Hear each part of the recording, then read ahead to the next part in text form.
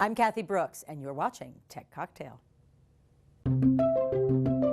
Tech Cocktail Conversations, candid insights from startup founders, entrepreneurs, and thought leaders from around the globe. It is a remarkable community development. It's not just a business revitalization and an economic revitalization. There's a social revitalization to it, to a very kind of emotionally damaged and bruised part of town that doesn't see a lot of money, that doesn't see a lot of economic uptick. If anything, it's the converse of that. That doesn't see a lot of foot traffic and innovation. That the downtown project is changing that, and not just endeavoring to do it, but actually making physical change. I've seen the change. My first visit here was in August. I was here for 10 days. I came back in October for a couple of days, and the changes from August to now are visible. I mean, there are 2 new businesses open that have nothing to do with the downtown project, that just came to the area because they see that the revitalization is working. There are more people walking the streets. There's more construction getting started. And the pace with which it's happening is, I mean, anyone who knows anything about construction and development projects is that they take 2 to 3 times longer than you anticipate.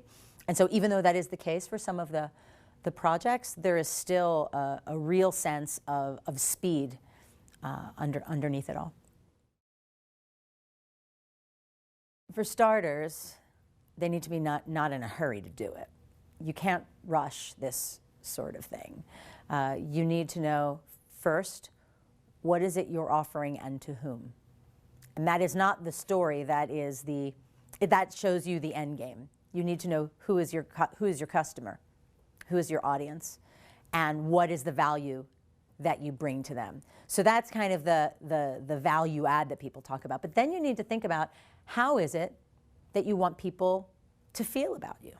That's the Maya Angelou quote. People won't remember the things that you've said or the things that you've done. They're going to remember how you made them feel. So startup trends for 2013, I think that people should be looking for is, of course, dog daycare, because what else really matters? But joking aside, in terms of like technology with bits and bytes and things, mobile this year is going to, I think, take an even greater turn. There are more platforms on which people can consume content. There are companies realizing that 40 to 50% of their traffic is actually coming from mobile devices rather than desktop, and that trend seems to be a trend that's continuing. How they monetize that traffic is a serious pain point that is starting to get some considerable attention from some big players as well as from some smaller kind of up-and-comer players. I think we're also going to see some interesting things around the phone platforms themselves. Right now, smartphones are kind of static. You know, you download all these apps. The apps that you have on them are just kind of there. But your mobile device is not a static device. It is a location-centric by virtue of what it is. So a platform evolution that will allow you to have a more dynamic experience of your phone interface. And I'll be interested to see what happens in the search space also. There's some interesting things happening on the front of visual search that I think may actually come to play this year.